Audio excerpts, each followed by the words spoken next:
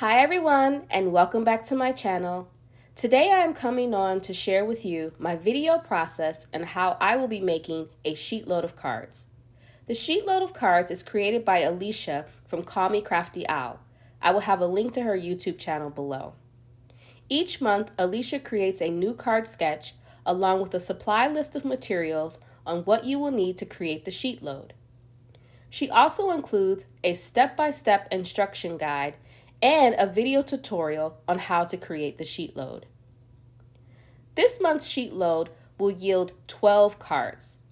I will not be making 12 cards. Instead, I will be only making 6 using this sketch. So let's get started. So for this month's cards, I will be using some products from Stampin' Up. I will be using their Sweet Strawberry stamp set along with their coordinating punch. I will be using these elements to create my focal image on the card along with my own pattern paper. The punch here has 4 elements that you can stamp and die cut all at the same time. The stamp set is a layering stamp set that includes the strawberry, leaves, flowers, and several sentiments. In addition to the Stampin' Up products, I will also be using several dies from my stash. The first die I'll be using is the Scallop Border die that comes from MFT Stamps Blueprints 23. This die I chose because it will match the element that is here on Alicia's sketch. This die goes perfectly with that scallop element that she has right underneath the sentiment. Other dies that I'll be using for these cards include my A2 Layers rectangle die from Waffle Flower, along with my Spellbinders Classic Squares dies in the large size, and my Spellbinders Circles dies in the large size. I'll be using one of the middle dies for this one. And lastly, I will be using my Stitch Scallop Circles from MFT. I will also be using one of the middle dies. So here are all of my die cut pieces. First, we have our 3 3/4 by 5 inch rectangle piece. I will be using this as a border to my pattern paper. Next, I have my 2 1/2 scallop circle and my 2 1/4 plain circle. I will be layering the plain 2 1/4 circle on top of the 2 1/2 stitch scallop circle and use this as the focal point and image as shown here in the sketch. Lastly, I have my 5 1/2 by 1/2 inch scallop border piece. For the focal image of the card, I am using the strawberry. I have stamped out 6 images of the strawberry using my Gina K amalgam ink and the detailed layer of the strawberry image. I will now be coloring in the strawberry using the base layer stamp image from the stamp set. Here is my Catherine Pooler Rockin' Red ink that I'll be using to color in the strawberry. I like how Stampin' Up provided a stamp to color in the image as opposed to having to use your markers or any other color medium like colored pencils to color in this image. Now, Catherine Pooler inks are very vivid and vibrant inks. I like using their inks because it doesn't take a lot of inking in order to get a very vivid color. I'm using the detailed image as my guide to stamp on the base layer of the strawberry to color it in. For the sake of time on this video, I went ahead and colored in each of the strawberries with my Catherine Pooler ink and the base layer image of the stamp off camera. I can now set this aside so I can punch them out later. Next, I have stamped out the coordinating stem image to the strawberry. I stamped out these images using my Gina K Designs amalgam ink and the detailed image from the stamp set for the stem. To color in the stem, I'm now going to use the base layer stamp image along with my Gumball Green ink from Stampin' Up. Now this ink has long since retired, but it is a great color for coloring in leaves and this stem image for the strawberry.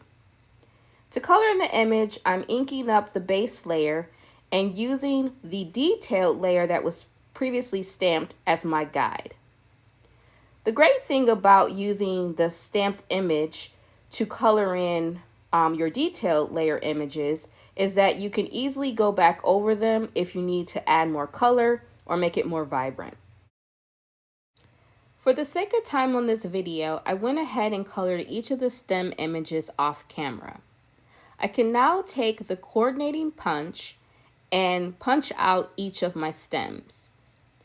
When I stamped and colored the images, I ensured that I stamped and colored them in a vertical orientation on a 1.5 strip of white cardstock. This made it easier for me to line the image up inside the punch with a small border and punch out the image with little waste. Now with my previously stamped and colored strawberry images, I can now take them and punch them out. I stamped and colored the strawberry images onto a piece of 1 3/4 stripped cardstock, and I purposely stamped them with enough spacing between so that when I punched out the image, the excess that punches out along with the strawberry did not interfere with the next stamped image. And because it's in a horizontal orientation, I could simply slide the paper over, line up the next strawberry, and punch it out. This makes mass production so much easier. Next, I'm going to take some Scotch tacky glue and adhere my stem to my strawberry. I like using tacky glue because 1, it's inexpensive, 2, I can control the amount of adhesive I need on my project, and 3, I have that extra little wiggle room to reattach or readjust before the glue dries. Now, once the glue is dry, the tacky glue has a very strong hold on your project and it will not come apart.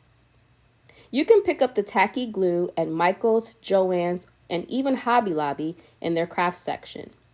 You'll see here my stem fell off my strawberry, but since that glue wasn't dry, I could reattach it with ease.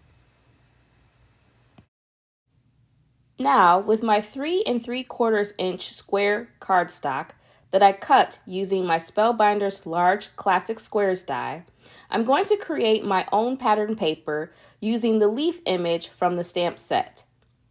I'm inking up the image with my Gina K amalgam ink. This ink is perfect for creating rich, dark, lined backgrounds, and it's also good to use with your Copic markers. When creating your own background, it's good to constantly rotate the stamped image and ensure that you sometimes stamp off the paper to create a more uniform and cohesive look.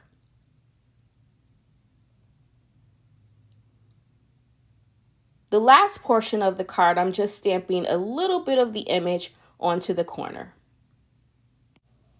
Now I'm taking my Sharpie marker and filling in the lines of the stem where the stamping wasn't very clear.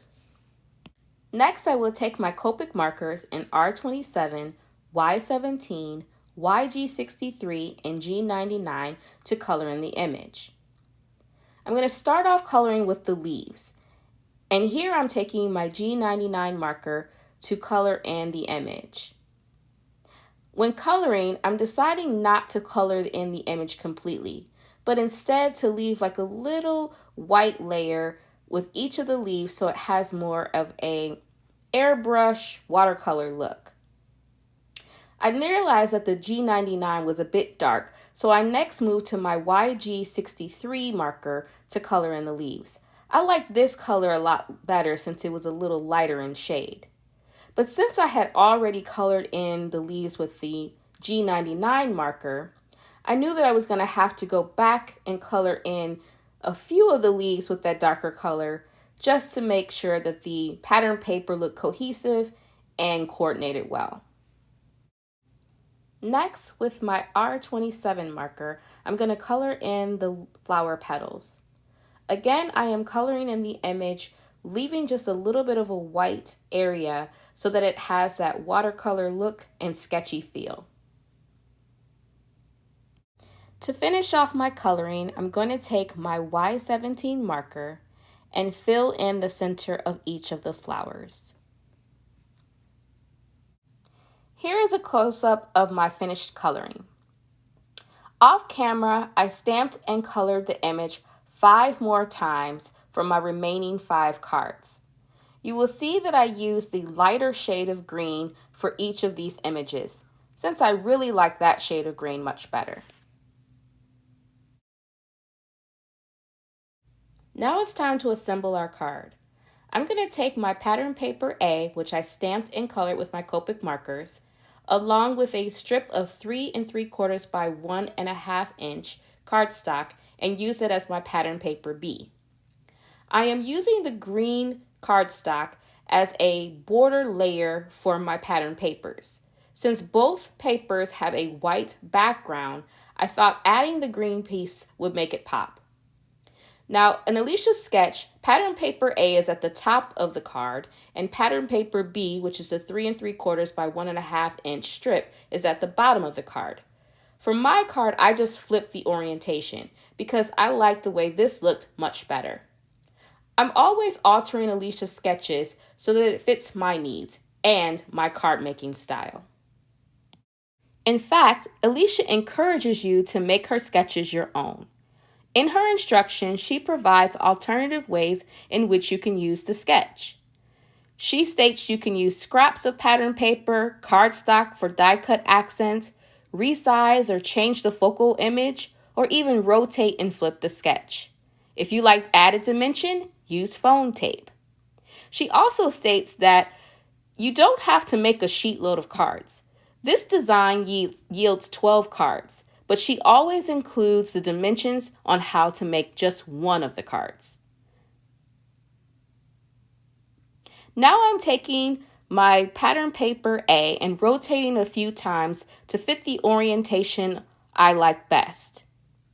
Now I'm using my liquid adhesive very generously, and I'm going to adhere my pattern paper A to my green cardstock.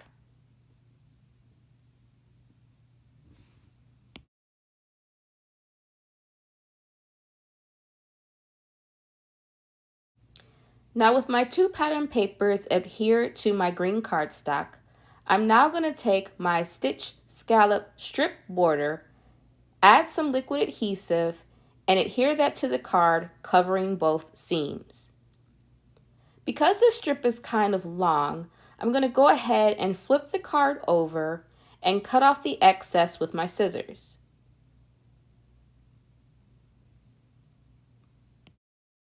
Now it's time to create our sentiment.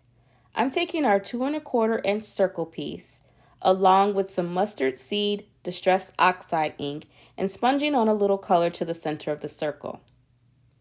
Next, I'm taking the sentiment, "That's So Sweet of You" from the stamp set, inking it up with my VersaFine Onyx ink, and stamping the sentiment towards the bottom of the circle. I'm leaving a little bit of space at the top so that I can add our strawberries. I love using the Misty tool. It's great for when you need to restamp an image if the first time you stamped it wasn't strong enough or deep enough. I highly recommend everyone getting a Misty tool. With a bit more liquid adhesive, I'm now going to attach our stamped sentiment to our 2 1/2 inch scallop circle piece. Now I'm going to attach our strawberries to our sentiment. With a little liquid adhesive, I'm going to add the first strawberry directly to the stamped sentiment piece. Then with a bit of foam tape, I'm going to pop up our second strawberry. With a bit more foam tape, I'm going to go ahead and attach our sentiment to our card front. But just before I decide to do that, I'm going to take our Sharpie marker and add some dots to the white portions of our stamped pattern paper. This technique just adds a little bit more interest to the design. Now I'm going to go ahead and pop up our sentiment onto our card front. And there you have it. To make our card base, I'm going to take my 5 1/2 by 8 1/2 inch red cardstock and score it at 4 1/4. I'm using my Martha Stewart mini scoreboard and my Teflon bone folder to create our card base. Now with a generous amount of liquid adhesive, I'm going to attach our card to our card base.